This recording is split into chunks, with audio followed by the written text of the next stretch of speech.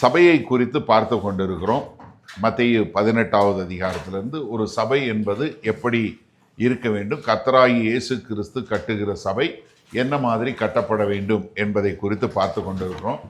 அதில் முதலாவது 18வது அதிகாரத்தில் முதல் 5 வசனங்களில் எப்படி ஒரு சிறு பிள்ளையை போல நாம் வர வேண்டும், நாம் ரட்சிக்கப்படுவதற்கு எதுவுமே இல்லை என்கிற மனத்தாழ்மையோடு நம்மை தாழ்த்தி முழுமையாக நம் கர்த்தரை நம்பி வாழுகிறோம் என்கிற அந்த அடிப்படையில் தான் நம்ம எல்லாருமே உள்ளுக்குள்ளே வர வேண்டும், ஒரு சிறு குழந்தையை போல அவரை சார்ந்து வர வேண்டும் என்பதை குறித்து பார்த்தோம்.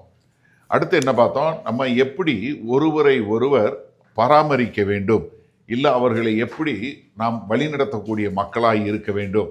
ஏன்னா எல்லாருமே கர்த்தராகிய இயேசு கிறிஸ்துவை ஏற்றுக்கொண்ட எல்லாருமே அவர்கள் ஒரு கிறிஸ்தவர்கள், அவர்கள் கிறிஸ்துவோடு ஒன்றிணைக்கப்பட்டவர்கள், அவர்களை தனியே பிரிக்க முடியாது. அதனால நம்ம அவர்களை நாம் கேர் பண்ண வேண்டியது எவ்வளவு ஒரு முக்கியமான காரியம் அப்படிங்கிறத பார்த்தோம். இப்போ என்ன பார்க்க போகிறோன்னா, எப்படி நம்ம அவர்களை பாதுகாக்க வேண்டும் என்று சொல்லக்கூடிய ஒரு காரியம், அவர்களை நம்ம எப்படி பாதுகாத்து அவர்களை பராமரிக்க வேண்டும் என்று சொல்லக்கூடியதா. 10வது வசனத்திலிருந்து 14வது வசனம் வரைக்கும் மத்தேயு 18வது அதிகாரத்தில் 10லிருந்து 14 வரை உள்ள வசனங்களை நம்ம பார்க்க போகிறோம். இந்த சிறியரில் ஒருவனையும் அற்பமாய் எண்ணாதபடிக்கு எச்சரிக்கையாய் இருங்கள். அவர்களுக்குரிய தேவதூதர்கள் பரலோகத்திலே என் பரமபிதாவின் சமூகத்தை எப்போதும் தரிசிக்கிறார்கள் என்று உங்களுக்கு சொல்லுகிறேன். மனுஷகுமாரன் கெட்டுப்போனதை ரட்சிக்க வந்தார். உங்களுக்கு எப்படி தோன்றுகிறது? ஒரு மனுஷனுக்கு 100 ஆடுகள் இருக்க அவைகளில் ஒன்று சிதறி போனால் அவன் மற்ற 99 ஆடுகளையும் மலைகளில் விட்டு போய் சிதறி போனதை தேடாமல் இருப்பானோ? அவன் அதை கண்டுபிடித்தால் சிதறி போகாத 99 ஆடுகளை குறித்து சந்தோஷப்படுவதை பார்க்கிலும் அதை குறித்து அதிகமாய் சந்தோஷப்படுவான் என்று மெய்யாகவே உங்களுக்கு சொல்லுகிறேன். இவ்விதமாக இந்த சிறியரில் ஒருவனாகிலும் கெட்டு போவது பரலோகத்தில் இருக்கிற உங்கள் பிதாவின் சித்தம் அல்ல. அப்ப என்ன, நம்ம யாரும் நம்ம சபைக்குள்ள இருக்கிற ஒருத்தரும் கெட்டு போகாமல் நம்ம அவர்களை பாதுகாக்க வேண்டிய பொறுப்பு நம்ம கிட்ட இருக்கு. எப்படி? நம்மை ஒருத்தருமே இந்த கர்த்தராகிய இயேசு கிறிஸ்துவை ஏற்றுக்கொண்டு சபைக்குள் இருக்கக்கூடிய இந்த ராஜ்யத்துக்குள்ள இருக்கிற ஒருத்தருமே கெட்டு போகாமல் எல்லோரும் பாதுகாக்கப்பட வேண்டிய பொறுப்பு நம்ம எல்லாருடைய கரங்கள்லையும் இருக்கு. இப்போ நீங்க யோசிங்க, ஒரு சின்ன ஒரு உதாரணம் சொன்னா உங்களுக்கு புரியும். இப்போ நீங்க இந்த பக்கம் போறீங்க, அந்த மரத்துல யாரோ ஒரு பையன் ஏறி தலையில அந்த கொப்புல இருக்கிறான், உளுந்துருவானோ அப்படிங்கிற மாதிரி இருந்தான்னா நீங்க அந்த பையனை பார்த்து என்ன செய்வீங்க?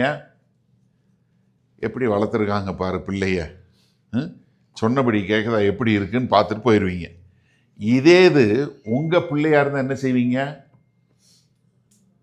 டேய் இறங்கு கீழே வா அப்படின்னு சொல்லி உடனே அவனை பாதுகாப்பா எப்படி அவங்க இருந்து இறக்கி அவனை கொண்டு வரணும் பார்ப்பீங்க இல்லையா? அதைத்தான் இங்க ஆண்டவர் சொல்றாரு. சபைக்குள்ள இருக்கிற எல்லாருமே கிறிஸ்துவுக்கு சொந்தமானவர்கள். அவர்கள் ஒருவரும் கெட்டு போகாமல் பாதுகாக்கப்பட வேண்டிய ஒரு பொறுப்பு எல்லாருக்கிட்டையும் இருக்கு. நம்ம எல்லாரும் என்ன எல்லாரையும் பாதுகாக்க வேண்டிய மக்களாய் இருக்க வேண்டும். இங்க இந்த 11வது வசனம் பார்த்தீங்கன்னா, மனுஷகுமாரன் கெட்டு போனதை காக்க தான் வந்தாரு. The son of man came to save which was lost அப்படிங்கிற வார்த்தை பார்த்தீங்கன்னா லூக்கா 19வது அதிகாரம் 10வது வசனம். இங்கே ஒரிஜினல் மேனுஸ்கிரிப்டில் இல்லைன்னு சொல்லுவாங்க. ஆனாலும் இதை காப்பி பண்ணவங்க மறுபடியும் இங்கே எடுத்து போட்ட ஒரு காரியத்தை பார்க்குறோம். அப்போ கர்த்தர் எப்படி தன்னுடைய பிதாவாகிய தேவனும் சரி குமாரனாகிய கிறிஸ்துவும் தன்னுடைய பிள்ளைகளை எப்படி பாதுகாக்கிறாரோ, அவர்கள் கெட்டு போகாமல் அவர்களை எப்படி பாதுகாக்கிறாரோ அதே மாதிரி நம்மளும் இந்த பிள்ளைகளை பாதுகாக்க வேண்டும். 14வது வசனத்தில் சொல்லும்போது, இவ்விதமாக இந்த சிறியரில் ஒருவனாகிலும் கெட்டு போவது பரலோகத்தில் இருக்கிற உங்கள் பிதாவின் சித்தம் அல்ல. 14வது வசனம் முடிக்கும் போது என்ன சொல்றாரு? ஒருத்தரும் கெட்டு போவது பரலோகத்தில் இருக்கிற பிதாவின் சித்தம் அல்ல. அப்ப தேவனுடைய சித்தம் என்ன? ஒருத்தருமே கெட்டு போகக்கூடாது.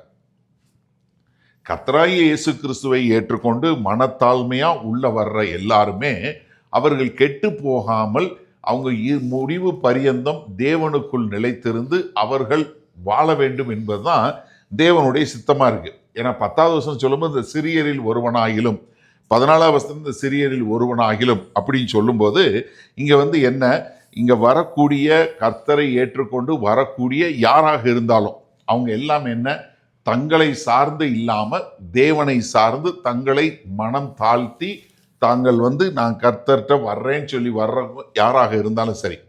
அப்போஸ்தலனாகிய பவுல் கொரிந்து சபைக்கு சொல்லும்போது 1 கொரிந்தியர் 1வது அதிகாரம் 26 சொல்லும்போது, எப்படி எனில் சகோதரரே, நீங்கள் அழைக்கப்பட்ட அழைப்பை பாருங்கள்.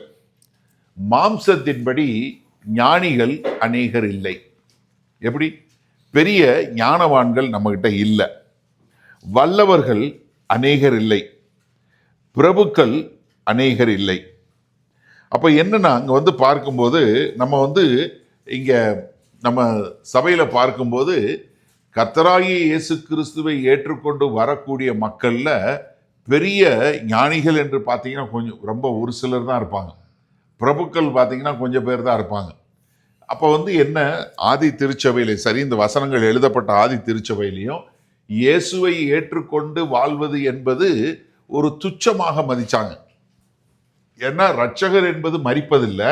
இங்க வந்த ரட்சகர் மரிச்சு போயிட்டாரு, அவர் உயிர்த்தெழுந்தாருன்றாங்க. அவரை நாங்க விசுவாசிக்கணும் அப்படிங்கிறது அவர்களுக்கு பைத்தியகாரத்தனமா தெரிஞ்சுது.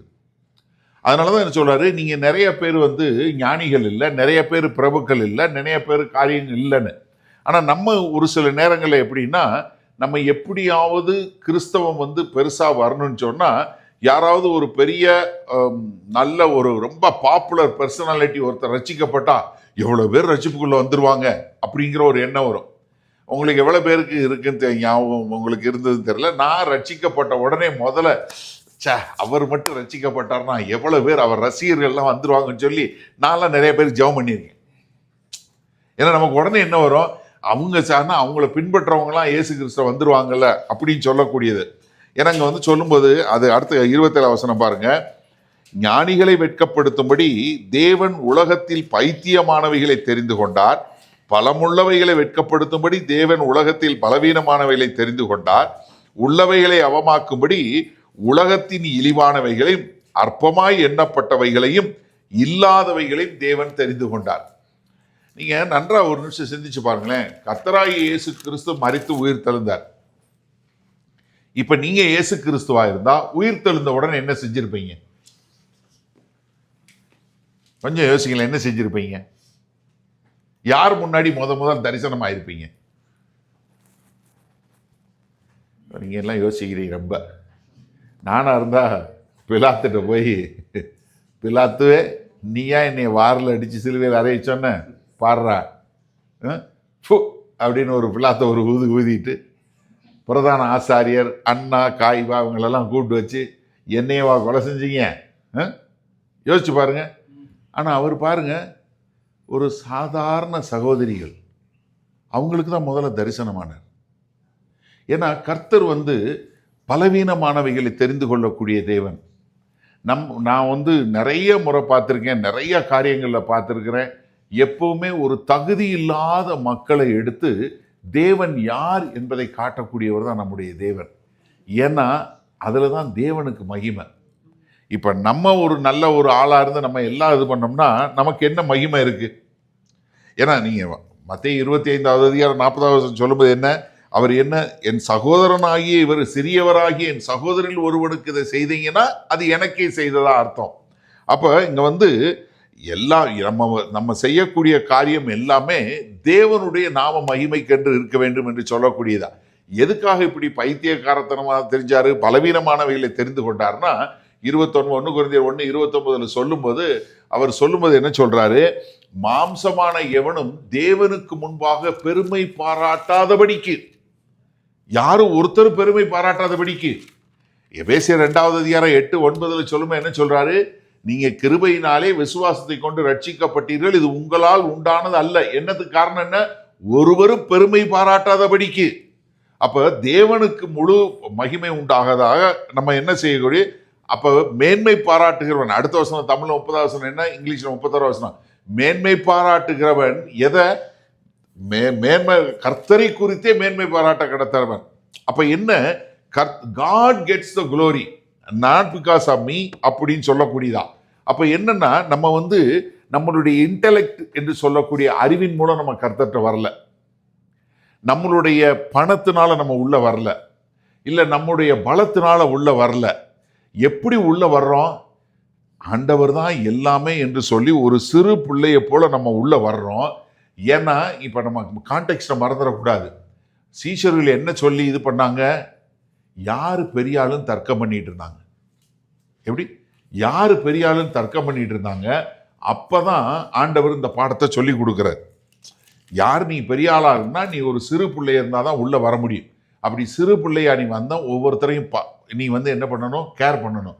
அடுத்து என்ன, அவங்கள பாதுகாக்க வேண்டும் என்று சொல்லக்கூடிய ஒரு காரியத்தை சொல்றார்.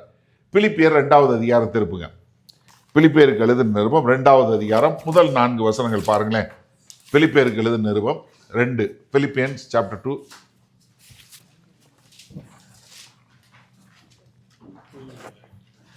ஆதலால் கிறிஸ்துவுக்குள் யாதொரு ஆறுதலும், அன்பினாலே யாதொரு தேறுதலும், ஆவியின் யாதொரு ஐக்கியமும், யாதொரு உருக்கமான பட்சமும் இரக்கங்களும் உண்டானால் நீங்கள் ஏக சிந்தையும் ஏக அன்புள்ளவர்களுமாயிருந்து இசைந்த ஆத்துமாக்களாய் ஒன்றையே சிந்தித்து என் சந்தோஷத்தை நிறைவாக்குங்கள்.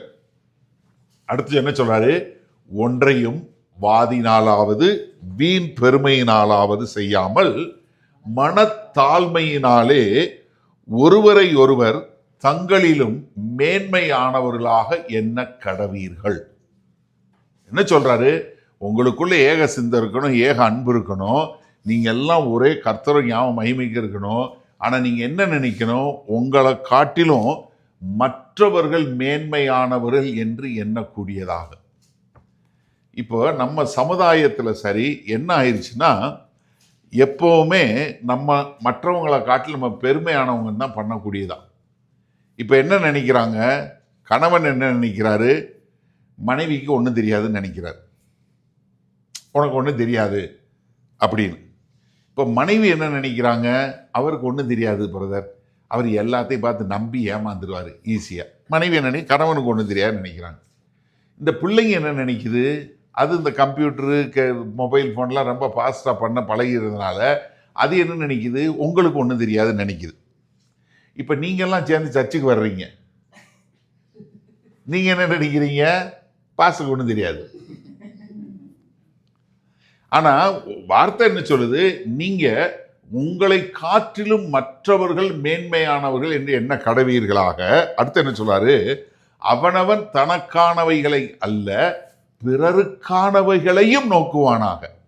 அப்ப என்னன்னா, நீங்க ஒரு சபையில இருக்கிறீங்கன்னா உங்களுக்கான காரியத்தில் மற்றவர்களுக்கான காரியத்தை நோக்கக்கூடிய மக்களாய், மற்றவர்கள் உங்களை காட்டிலும் சிறந்தவர்கள், உங்களை காட்டிலும் மேன்மையானவர்கள் என்று எண்ணக்கூடிய ஒரு எண்ணம் இருக்கிறதா? இதைத்தான் எதிர்பார்க்கிறார் ஆண்டவர். ஏன்னா அங்க வரும்போது இங்க சொல்லக்கூடிய காரியம் என்னன்னா, இப்போ ஒரு ரூல் சொல்றார். 10வது வசனம் என்ன சொல்றாரு, இந்த சிறியரில் ஒருவனையும் அற்பமாய் எண்ணாதபடிக்கு எச்சரிக்கையாய் இருங்கள். Be careful. ஆண்டவர் சொல்றாரு, பி கேர்ஃபுல். சபைக்கு சொல்லக்கூடிய காரியம், நீ ரொம்ப ஜாக்கிரதையாரு, ஒரு எச்சரிக்கையாரு, இது அபாயம். என்ன, நீ ஒருத்தரையும் அற்பமாய் எண்ணாதபடிக்கு,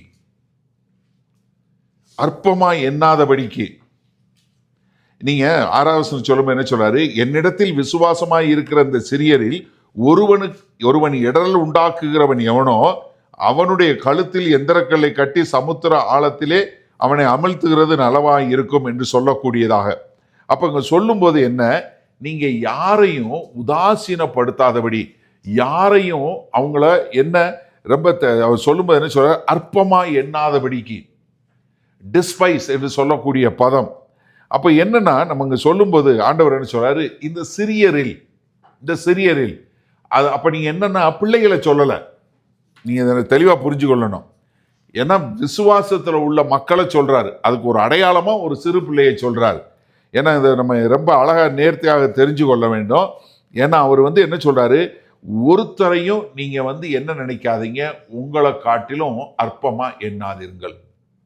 நீங்க என்ன நினைக்கணும், மேன்மையானவர்களாய் என்ன, பிலிப்பியர்ல சொன்னது போல மேன்மையாக எண்ணக்கூடிய ஒரு காரியம். அப்ப இங்க என்ன சொல்றாரு கர்த்தர், சபையில நம்ம இருக்கும்போது நம்மளை காட்டிலும் மற்றவர்களை மேன்மையாக எண்ணக்கூடிய மக்களாக. அப்ப எனக்கு அருமையான சகோதரனை சகோதரியே, நம்ம எப்படின்னா சர்ச்சில் நம்ம இருக்கிறோம்னா நம்ம மற்றவர்கள் நம்மை காட்டிலும் மேன்மையானவர்கள் என்று எண்ணக்கூடியதாக இருக்கக்கூடிய மக்களாய். ஏன்னா இந்த சங்கீதத்தில் சொல்லும்போது 15வது சங்கீதத்தில் ஒரு உண்மையான ஆராதிக்கிறவனுடைய காரியத்தை சொல்லும்போது 4வது வசனம் பாருங்க, ஆகாதவன் அவன் பார்வைக்கு தீர்ப்பானவன், கர்த்தருக்கு பயந்தவனையோ கனம் பண்ணுகிறான். எப்படி? கர்த்தருக்கு பயந்தவனை கனம் பண்ணுகிறான். ஏன்னா ஆகாதவன் தன் பார்வைக்கு தீர்ப்பானவன் என்று சொல்லக்கூடியதாக. அதனால தான் நம்ம எப்பொழுதுமே நம்ம தெரிஞ்சு கொள்ளணும், நம்ம மற்றவங்களை குற்றப்படுத்தல, கிரிட்டிசைஸ் பண்றதுல நம்ம எக்ஸ்பர்ட் ஆகிக்கிட்டே வர்றோம். அது இந்த காலத்தில் ஒரு புது இண்டஸ்ட்ரி தொடங்கிட்டாங்க, இன்ஃப்ளூயன்சர்னு அவங்களுக்கு பேர்.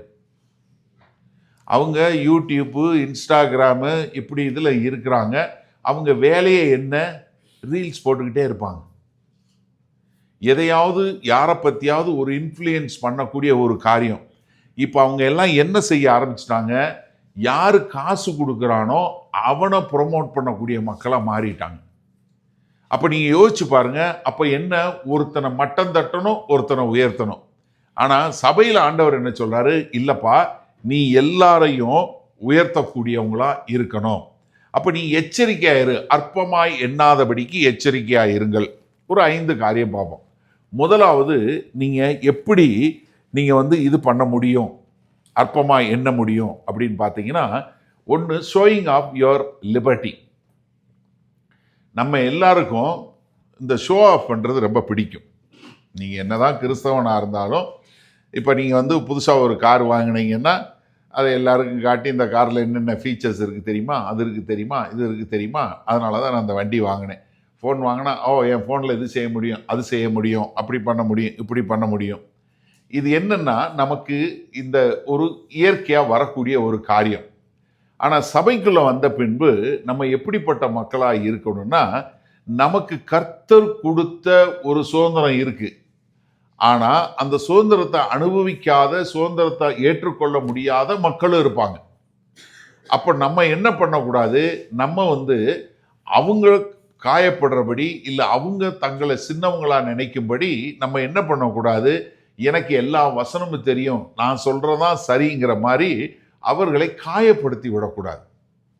ஏன்னா நம்ம இது நிறைய இந்த பார்த்தீங்கன்னா ஆதி திருச்சபையில் என்ன இருந்தது, ஓய்வு நாள் முடிஞ்சு போச்சுன்னு இருந்துச்சு. ஏன்னா கர்த்தராகிய இயேசு கிறிஸ்து மரணத்தோட ஓய்வு நாள் முடிஞ்சு போச்சு. ஆதி திருச்சபை என்ன பண்ணாங்க, வாரத்தினுடைய முதலாம் நாள் என்று சொல்லக்கூடிய ஞாயிற்றுக்கிழமையில நம்ம ஆராதிக்கிற காரணம் தான். ஓய்வு நாள் கிடையாது, ஞாயிற்றுக்கிழமை. நல்லா புரிஞ்சு கொள்ளுங்க. ஏன்னா நான் நிறைய அதை கரெக்ட் பண்ணியிருக்கேன். நீங்கள் யாராவது அப்படி இருந்தீங்கன்னா தயவுசெய்து புரிஞ்சு கொள்ளுங்க. நம்ம ஆராதிக்கிறது வாரத்தின் முதலாம் நாள். எதற்காக? கர்த்தராகிய இயேசு கிறிஸ்து மரித்து உயிர்த்தெழுந்தார் என்று சொல்லி உயிர்த்தெழுந்த நாளை கொண்டாடுவதனால தான் நம்ம ஞாயிற்றுக்கிழமை ஆராதிக்கிறோம், வாரத்தின் முதலாம் நாள். ஆனால் அவர்களுக்கு வாழ்க்கை பூரா ஓய்வு நாளில் அனுசரிச்சுட்டு இருந்தவங்க எப்படி ஓய்வு நாள் அனுசரிப்பாங்க? வெள்ளிக்கிழமை சாயந்தரம் 6 மணிக்கு ஓய்வு நாள் தொடங்கும். ஏன்னா அவங்களுக்கு நம்ம நாள் கிழமை தொடங்குவது எப்போ தொடங்கும்? சாயந்தரம் 6 மணிக்கு தொடங்கி அடுத்த நாள் சாயந்தரம் 6 மணிக்கு முடியும். நம்மளை மாதிரி மிட் நைட் தொடங்காது யூதர்களுடைய நாள். அப்போ வெள்ளிக்கிழமை சாயந்தரம் 6 மணிலேருந்து சனிக்கிழமை சாயந்தரம் 6 மணி வரைக்கும் எந்த வேலையும் செய்ய மாட்டாங்க. எந்த அளவுக்குன்னா, ஒரு லைட்டு சுவிட்ச் இருக்கு இல்லையா, அது போட்டால் வேலைன்னு கணக்கு வச்சுக்கிறோம். இப்போ நம்ம வச்சிருக்கிற நிறைய ஆட்டோமேட்டிக் இருக்குது பார்த்தீங்களா, அதை பூரா கண்டுபிடிச்சது யூதர்கள் தான். நீங்கள் உள்ளே வந்த உடனே லைட் எரியுது இல்லையா, நீங்கள் வந்த உடனே உங்களை பார்த்து கதவு திறக்குது இல்லையா, இதெல்லாம் அவங்க தான் கண்டுபிடிச்சாங்க. ஏன்னா எதுக்கு? இது ஓய்வுனால இது பண்ணக்கூடாது. அதனால் நீங்கள் உள்ளுக்குள்ளே வந்த உடனே லைட் எரியும், அப்படி போன உடனே கதவு திறக்கும். இன்றைக்கும் இஸ்ரவேல் தேசத்தில் லிஃப்ட்டு பார்த்தீங்கன்னா வெள்ளிக்கிழமை சாயந்தரம் 6 மணி ஆச்சுன்னா எல்லா லிஃப்ட்டும் தானாக திறக்கும், தானாக மூடும், எல்லா ஃப்ளோர்லேயும் நிற்கும், எல்லா ஃப்ளோர்லேயும் அது தானாக திறக்கும், தானாக மூடும். ஏன்னா அவன் பட்டனை தொட்டால் அது வேலைன்னு கணக்கு. இப்படி வாழ்க்கை பூரா வந்தவங்களை இப்போ நீ அனுசரிக்க வேணான்னு சொல்லி சொன்னால் அவனுக்கு அது தாங்க முடியாது. இப்போ ஒருத்தருக்கு முழுமையாக இயேசு கிறிஸ்துவை அறிந்து கொண்டார், அவருக்கு அந்த மெச்சூரிட்டி இருக்குன்னா அவர் ஓய்வு நாளை அனுசரிக்க வேண்டான்னு போயிடுவார். ஆனால் ஒருத்தருக்கு முழுசாக வராதவங்களுக்கு அது ஒரு குற்றமாக இருக்கும். அதே மாதிரி பண்டிகைகள், யூதர்கள் பண்டிகைகள் கொண்டாடணும். அதில் 3 பண்டிகைகளுக்கு அவங்க எருசலேம் போகணும். இப்போ அந்த பண்டிகைகள்லாம் கர்த்தராகிய இயேசு கிறிஸ்துல நிறைவேறிடுச்சு, அதுக்கு நீங்கள் போக தேவையில்லை என்று சொல்லக்கூடியதாக. அதே மாதிரி முன்னாடி என்ன சாப்பிடணும் என்ன சாப்பிடக்கூடாது, டயட்டரி லா, இன்றைக்கும் ஹோஷர் ஃபுட்டுன்றது விற்கிறாங்க இல்லையா, அந்த மாதிரி அவங்க இதைத்தான் சாப்பிடணும்னு இருந்துச்சு. அதெல்லாம் இயேசு கிறிஸ்துல நிறைவேறிடுச்சு. ஆனால் இதை நீங்கள் தெரிஞ்சு கொள்ளாமல் அவங்க ஒரு பலவீனம் உள்ள ஒரு ஆள் இருக்கும்போது நம்ம என்ன பண்ணக்கூடாது, நமக்கு கிடைத்த சுயாதீனம் என்று சொல்லக்கூடிய நமக்கு கிடைத்த இந்த ஒரு ஃப்ரீடமை நம்ம என்ன பண்ணக்கூடாது, மற்றவர்கள் காயப்படுவதற்கு பயன்படுத்தக்கூடாது. பேதுரு சொல்லும்போது 1 பேதுரு 2:16 சொல்லும்போது, சுயாதீனம் உள்ளவர்களாயிருந்தும் உங்கள் சுயாதீனத்தை துர்க்குணத்திற்கு மூடலாக கொண்டிராமல் தேவனுக்கு அடிமைகளாய் இருங்கள். அப்ப என்ன, ஒரு மனுஷன் ஒருத்தன் இவன் குற்றப்படுத்துவானா, அதெல்லாம் எனக்கு ஒன்றும் இல்லை, எனக்கு தெரியும் கிறிஸ்து எனக்கு இது பண்ணிட்டாரு, அதனால நான் இப்படித்தான் இருப்பேன் அப்படின்னு சொல்லி மற்றவர்களை அற்பமாய் எண்ணக்கூடாது. இப்போ ஒரு சிலர் என்ன பண்ணுவாங்க, முக்காடு போட்டுட்டு தான் வருவாங்க. It's okay. கர்த்தர் நீ முக்காடு போட்டிருக்கியா முக்காடு போடலையான்னு பார்க்கல, நீ ஷூ போட்டிருக்கியா ஷூ போடலையான்னு பார்க்கல. கர்த்தர் என்ன பார்க்குறாரு, உன் இருதயத்தை தான் பார்க்குறாரு. ஆனால் நம்ம பொதுவாக கூடி வரும்போது நம்ம எப்படி இருக்கிறோங்கிறத பார்க்குறாரு. அப்போ என்ன, அதனால நீங்கள் தலையை மூடினாலும் சரி, மூடாட்டியும் சரி, செருப்பு போட்டாலும் சரி, செருப்பு போடாட்டியும் சரி, உங்களுடைய இருதயம் தேவனை மகிமைப்படுத்தக்கூடியதாக இருக்கா? அப்போ நீங்கள் இப்போ நீங்கள் முக்காடு போட்டு நீங்கள் உட்காந்துருக்கனால முக்காடு போடாத ஒரு ஆளை பார்த்து இவங்கெல்லாம் பாரு இப்படி இருக்காங்கன்னு நினைக்கவும் கூடாது. முக்காடு போட்டவங்களை பார்த்துட்டு இவங்க இன்னும் திருந்தலை பார்த்தியா அப்படின்னு இருக்கக்கூடாது. இது ரொம்ப முக்கியம். ஏன்னா ஒவ்வொருத்தரும் அவங்களுடைய பரிசுத்த பாதையில் வேற வேற ஸ்டேஜில் இருப்பாங்க. அதனால நம்ம என்ன பண்ணக்கூடாதுன்னா அற்பமாக எண்ணக்கூடாது. இப்போ ஒரு சிலர் ஏசப்பா ஏசப்பான்னு ஜெபம் பண்ணுவாங்க, ஒரு சிலர் வேற மாதிரி ஜெபம் பண்ணுவாங்க, ஒரு சிலர் எப்படி ஜெபம் பண்ணாங்க. அப்போ என்னன்னா நம்மளுடைய காரியங்கள் மற்றவர்களை குற்றப்படுத்துவதாக அற்பமாய் எண்ணுவதாக இருக்காத அளவிற்கு நம்ம என்ன பண்ணணும், ஜாக்கிரதையாக இருக்கணும். ஏன்னா ரோமர் 14வது அதிகாரத்தில் பார்க்கிறோம். இன்னைக்கு முதல்ல பார்க்கும்போது பார்த்தோம் நம்ம எப்படிப்பட்டவங்களா இருக்கணுங்கிறத குறித்து பார்த்தோம். ஏன்னா புசிக்கிறவன் 3வது வசனத்தில் என்ன சொல்றாரு, புசிக்கிறவன் புசியாது இருக்கிறவனை அற்பமாய் எண்ணாது இருப்பானாக, புசியாது இருக்கிறவனும் புசிக்கிறவனை குற்றவாளியாக தீர்க்காது இருப்பானாக, தேவன் அவனை ஏற்றுக்கொண்டாரே. அப்ப என்னன்னா, நீங்க ஒருத்தன் புசிக்கிறவன் புசிக்காம இருக்கிறவனை குற்றமா அற்பமா எண்ணக்கூடாது. இப்ப நம்ம நீங்க பாத்தீங்கன்னா ஒரு சிலர் இந்த இது சாப்பிடலாமா அது சாப்பிடக்கூடாதா, இல்லை இதை சாப்பிட்றவங்க ஒரு இது சாப்பிடாதவங்களை குறித்து அற்பமா என்றது. அப்போ என்னன்னா நம்ம செய்யக்கூடிய சில காரியங்கள், நமக்கு எதை வேணாலும் சாப்பிடலாம். நீ எந்த ஆகாரத்தையும் ஆசீர்வதிச்சு சாப்பிட்டீங்கன்னா அது பரிசுத்தமாக எண்ணப்படுங்கிறது வேத வசனம் சொல்லப்பட்டிருக்கு. அதனால நம்ம அதை பற்றி கவலையப்படாமல் நம்ம சாப்பிடலாம். ஆனால் அது இன்னொருத்தரை அற்பமாய் எண்ணக்கூடாது. சாப்பிடாதனாலேயோ இல்லை சாப்பிட்றதுனாலையோ நீங்கள் சுப்பீரியரோ இன்ஃபீரியரோ கிடையாது.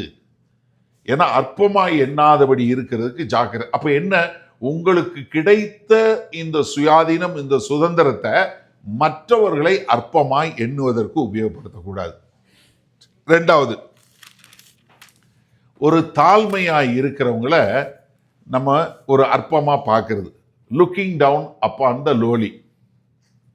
எப்படி, நம்ம சில நேரங்களில் நம்ம மனப்பூர்வமாக இல்லைன்னா கூட நம்ம எப்படின்னா அவங்கள ஒரு சிலரை அவங்க எப்படி ட்ரெஸ் பண்ணியிருக்கிறாங்கங்கிறத வச்சு நம்ம என்ன பண்ணுவோம்னா அவங்கள அற்பமாக எண்ணக்கூடியது. யாக்கோபு 2வது அதிகாரத்தில் இருப்புங்க, ஆதி திருச்சபைக்கு இங்க யாக்கோபு எழுதுறார். எருசலேம் தேவாலயத்தினுடைய தலைவராக இருந்த யாக்கோபு எழுதக்கூடிய ஒரு நிருபம்.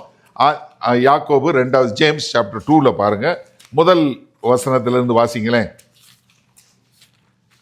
யாக்கோபு 2:1.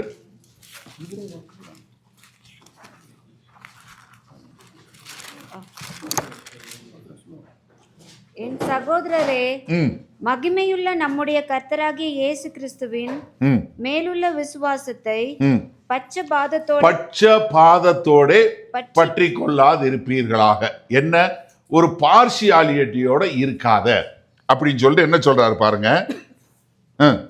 ஏனெனில் பொன் மோதிரமும் மினுக்குள்ள வஸ்திரமும் தரித்திருக்கிற ஒரு மனுஷனும் கந்தையான வஸ்திரம் தரித்திருக்கிற ஒரு தரித்திரனும் உங்கள் ஆலயத்தில் வரும்போது ஒருத்தர் நல்லா ட்ரெஸ் பண்ணி நல்லா ஜுவல்லரி போட்டிருக்கிறாரு, நல்ல வாட்ச் கட்டி இருக்கிறார், நல்லா பார்த்தாலே ஆள் பார்க்கறதுக்கு ஒரு ஐஸ்வர்யனா ஒருத்தர் வர்றாரு, இன்னொருத்தர் பார்த்தா தரித்திரனா வர்றான், கந்தை உடை அணிந்தவனாக வர்றான். சரியா? வரும்போது மினுக்குள்ள வஸ்திரம் தரித்தவனை கண்ணோக்கி நீர் இந்த நல்ல இடத்தில் உட்காரும் என்றும், நீ அவனை பார்த்து என்ன இருக்கிறதுலே ஒரு நல்ல இடம், இந்த இடத்துல உட்காருங்க அப்படின்னு சொல்லி உட்கார இருக்கும்.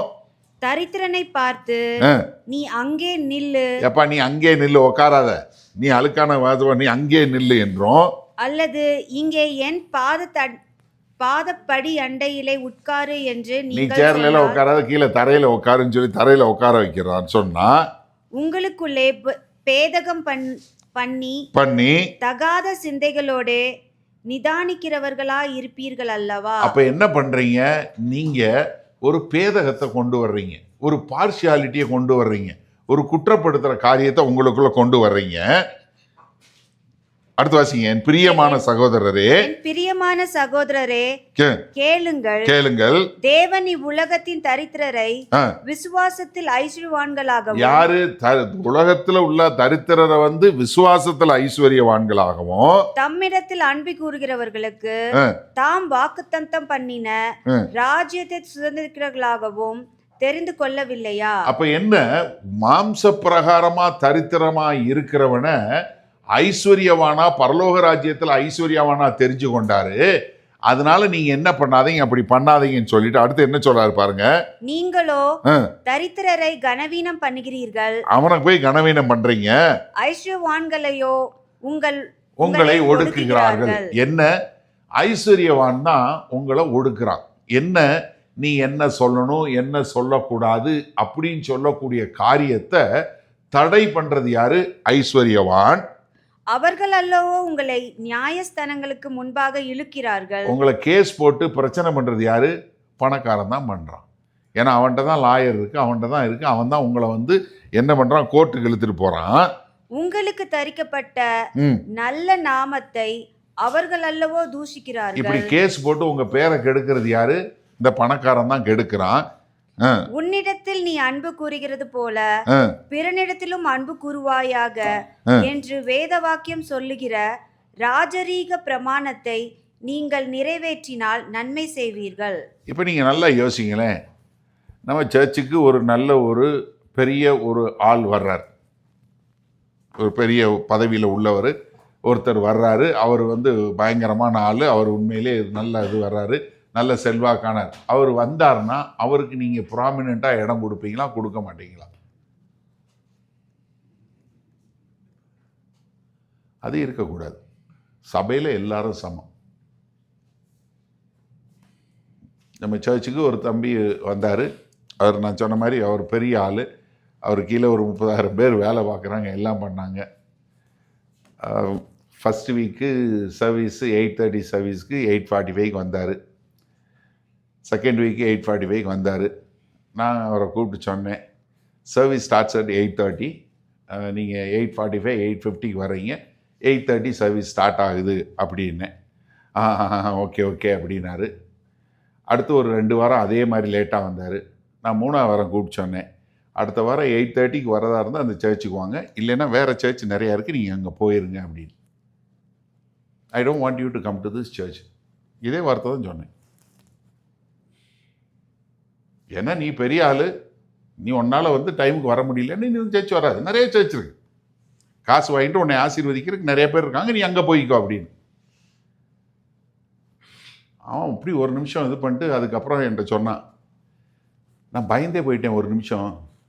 ஏன்னா எப்போவுமே நான் எந்த சர்ச்சுக்கு போனாலும் எனக்கு தான் பாஸ்டர் ஃபுல்லாக போடுவாங்க. நீங்கள் ஒரு ஆள் என்னைய சர்ச்சுக்கு வராதுன்னு சொன்ன ஆள் நீங்கள் தான். ஏன்? நீ யாராக இருந்தா என்ன? இது எல்லாரையும் சமமாய் சரியாய் நடத்தக்கூடியதான் திருச்சபை. நீ எவ்வளோ பெரிய ஆளாக இருந்தா என்ன? நீ பயங்கரமான ஆளாக இருக்கட்டும், நீ பணக்காரனாக இருக்கட்டும், யாராக இருந்தாலும் சரி, சர்ச்சுக்குள்ளே எல்லாரும் ஒன்று தான். No differentiation. நீ யாராக இருந்தாலும் சரி, காணிக்க கொடுத்தாலும் சரி, கொடுக்காட்டியும் சரி, நீ வந்தாலும் சரி, என்ன நீ யாராக இருந்தாலும் இங்கே கர்த்தருடைய சந்நிதிக்கு முன்பாக எல்லாரும் சமம். அதனால நாங்கள் ஒரு காலும் யாருக்கு எந்த ஸ்பெஷல் ட்ரீட்மெண்ட்டும் கிடையாது, யாருக்கும் எந்த இது கொடுக்கறதே கிடையாது. வந்தா இடம் இருந்தா உட்காரு, இல்லையா பின்னாடி நில்லு, அவ்வளோதான். அப்போ என்னன்னா நம்ம வந்து ஒருத்தவங்க வந்து அவங்க பெரியவங்க, அவங்க வந்து இந்த மாதிரி அப்படின்னு சொல்லி நமக்குள்ள ஒரு பிரிவினையோ பாகுபாடோ வராதபடி பார்த்துக்கொள்ளணும். God has no partiality at all. நம்ம வேத வசனத்தில் 5 முறை இருக்கிறது, தேவன் பட்சபாதம் அல்லாதவர் என்று. there are 5 times the scripture is there. தேவன்ட்டு அந்த பட்சபாதமே கிடையாது. நீங்கள் என்ன வேலை பார்க்குறீங்க, நீங்கள் எவ்வளோ சம்பாதிக்கிறீங்க, எவ்வளோ பெரிய வீட்டில் இருக்கிறீங்க, என்ன கார் வச்சு, நீ என்ன கன்றாவையும் வச்சுட்டு போ, உள்ளுக்குள்ளே நீ கர்த்தரோட பிள்ளை, அவ்வளவுதான். நீ ரட்சிக்கப்பட்ட உள்ளே வந்திருக்க, அவ்வளவுதான். இதை தவிர்த்து யாருக்கும் எந்த ஸ்பெஷல் ட்ரீட்மெண்ட்டும் கிடையாது. நீங்கள் யாராவது அப்படி எதிர்பார்த்தீங்க, இல்லை யாரையாவது அப்படி ட்ரீட் பண்ணீங்கன்னா அது தப்பு. இங்கே எல்லாரும் சமம். there is no difference at all. எந்த விதமான வித்தியாசமான வேறுபாடும் கிடையாது.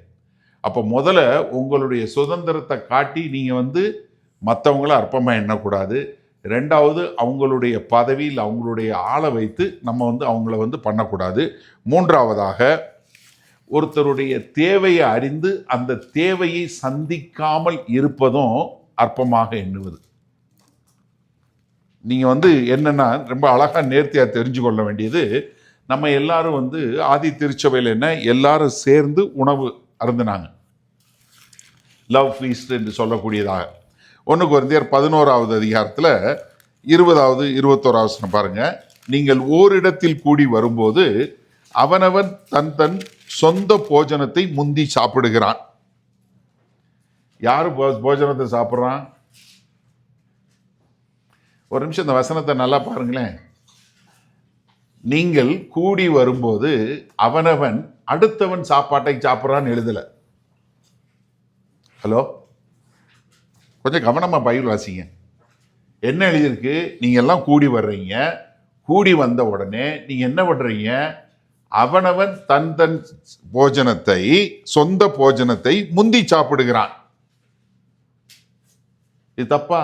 நான் சாப்பாடு கொண்டு வந்தேன், நான் முதல்ல சாப்பிட்றேன், இது தப்பானே? ஆண்டவர் என்ன சொல்றாரு பாருங்க. அவனவன் வந்து தன் சொந்த போஜனத்தை முந்தி சாப்பிடுகிறான். ஒருவன் பசியாய் இருக்கிறான், ஒருவன் வெறியாய் இருக்கிறான். ஒருத்தன் பசியாய் இருக்கும்போது நீங்க சாப்பாடு கொண்டு வந்திருக்கீங்க, இன்னொருத்தருக்கு சாப்பாடு இல்லாம நீங்க உங்க சொந்த சோத்தை சாப்பிட்டாலே அது கர்த்தருக்கு பிரியமில்லாது. அவனவன் தன் சொந்த போஜனத்தை முந்தி சாப்பிடுகிறான். இது புரியாம தான் நிறைய பேர் நினைக்கிறாங்க, அடுத்தவன் சாப்பாடு எடுத்து சாப்பிடல, அவன் தனக்கு கொண்டு வந்த சாப்பாடு ஒரு பசியாய் இருக்கிறவனுக்கு கொடுக்காம அவன் சாப்பிட்டாலே அது நீ அவனை அற்பமாய் எண்ணுவதாக அர்த்தம்.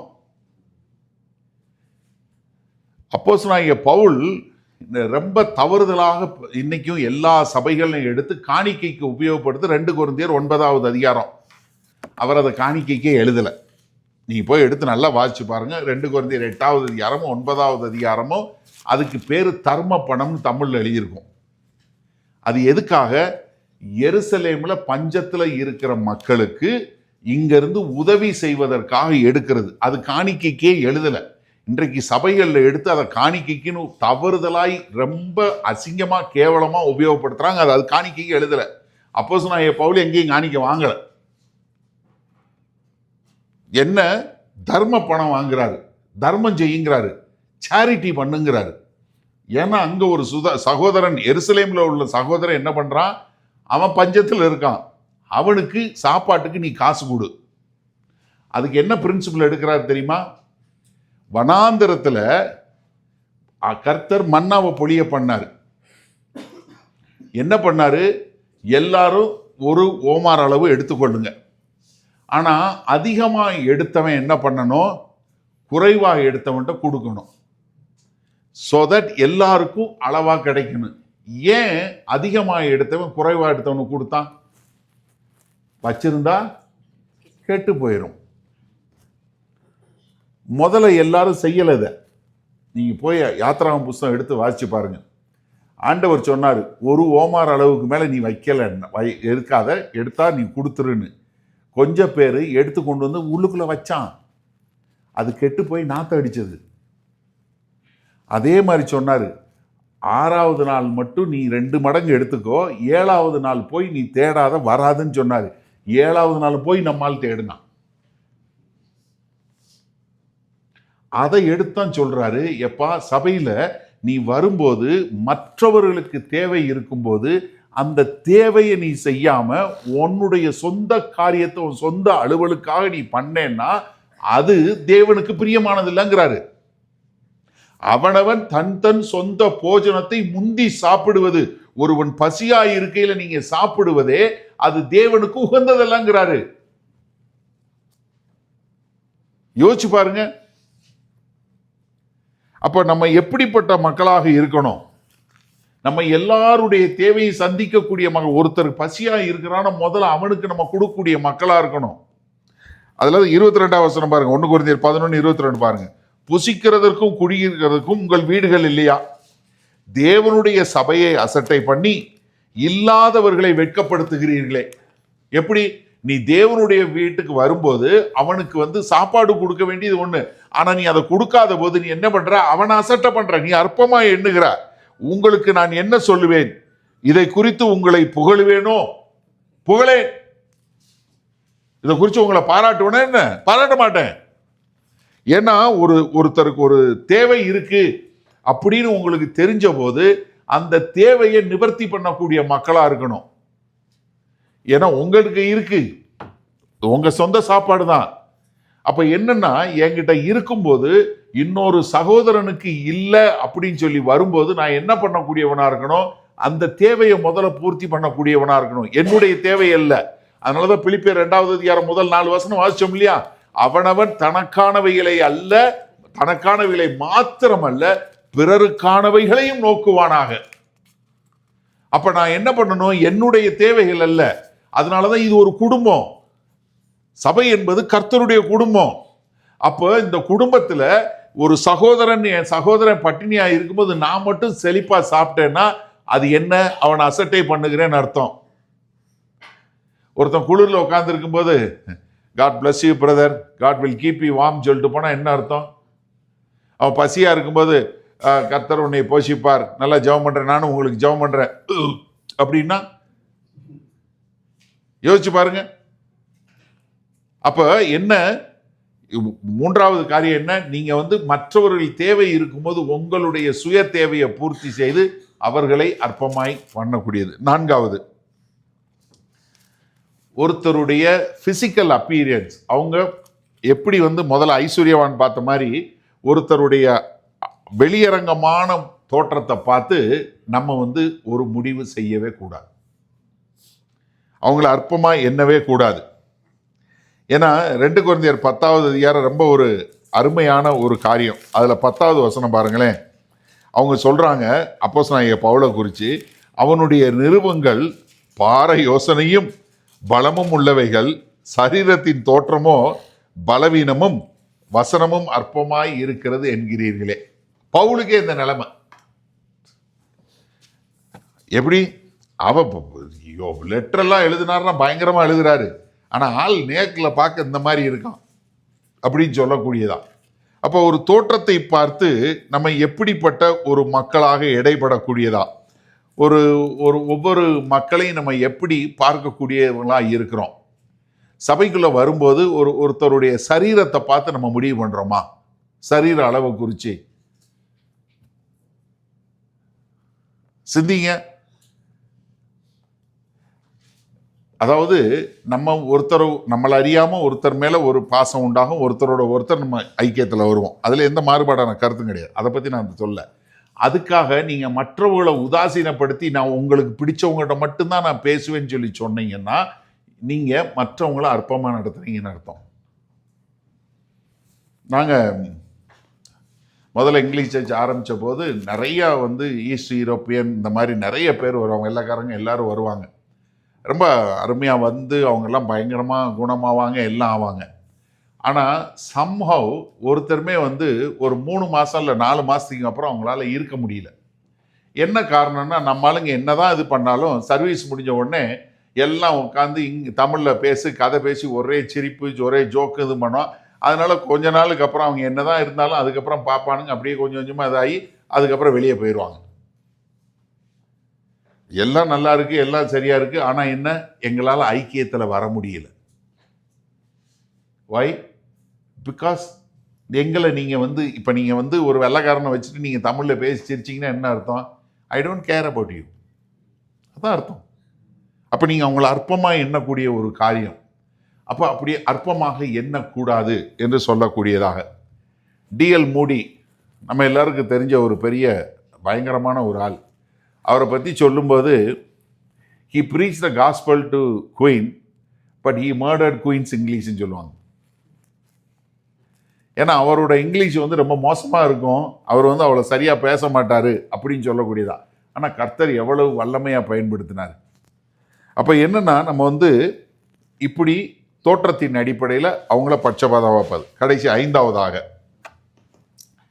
ஒரு தவறி வீழ்ந்து போனவங்களை நம்ம சபையில், இந்த தயவுசெய்து நல்லா புரிஞ்சுக்கணும், நம்ம ஒரு உள்ளூர் சபையில், உங்கள் சபையில் ஒருத்தர் விழுந்து போயிட்டாருன்னா நம்ம என்ன பண்ணணும்? அவங்கள அற்பமாக பார்க்கக்கூடாது.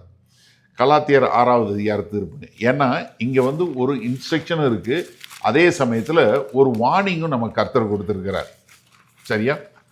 கலாத்தியர் 6வது அதிகாரம் 1வது வசனத்திலிருந்து வாசிங்க. கலாத்தியர் 6ல், ஏன்னா கலாத்திய நாடுகளில் உள்ள சபைகளுக்கு எழுதும்போது இங்கே கர்த்தர் சொல்லும்போது கலாத்தியரில் சொல்கிறாரு நம்ம எப்படிப்பட்டவர்களாய் இருக்க வேண்டும் என்று சொல்லக்கூடியதாக. என்ன சொல்றாரு? சகோதரரே, ஒருவன் யாதொரு குற்றத்தில் அகப்பட்டால், என்ன, ஏதாவது ஒரு குற்றத்தில் ஒரு சகோதரன் அகப்பட்டால், ஆவிக்குரியவர்களாகிய நீங்கள் சாந்தமுள்ள ஆவியோடே அப்படிப்பட்டவனை சீர்பொருந்த பண்ணுங்கள். இப்போ ஒருத்தர் ஒரு காரியத்தில் விழுந்துட்டாரு, அப்போ நீங்க என்ன பண்ணணும்? அவரை எப்படி சாந்தத்தோட போய் அவர் கூட நின்று தோளோட தோள் கை கொடுத்து நீ வாராஜா அப்படின்னு சொல்லக்கூடிய ஒரு மக்களாக. அதாவது இந்த நான் பேசிட்டு இருக்கும்போது இந்த போனோகிராஃபிக் அடிக்ஷனை குறித்து சொன்னேன். நாங்கள் எங்கள் சேனலில் இந்த போனோகிராஃபிக் அடிக்ஷன் இருக்கிறவங்களுக்கு நாங்கள் உதவி செய்கிறோம் அப்படின்னு ஒரு ஊழியம் தொடங்கி அந்த காரியம் செய்து கொண்டிருக்கிறோம். எப்படி இந்த ஊழியம் வந்ததுன்னு சொல்லி பார்த்தீங்கன்னா, ஒரு சகோதரன் ஒரு தேசத்தில் இந்த மாதிரி ஒரு போனோகிராஃபிக் அடிக்ஷனில் இருக்கிறேன் அப்படின்னு சொல்லி சொன்னார். அவருக்கு கொஞ்சம் ஏதோ தைரியம் என்கிட்ட சொன்னான்.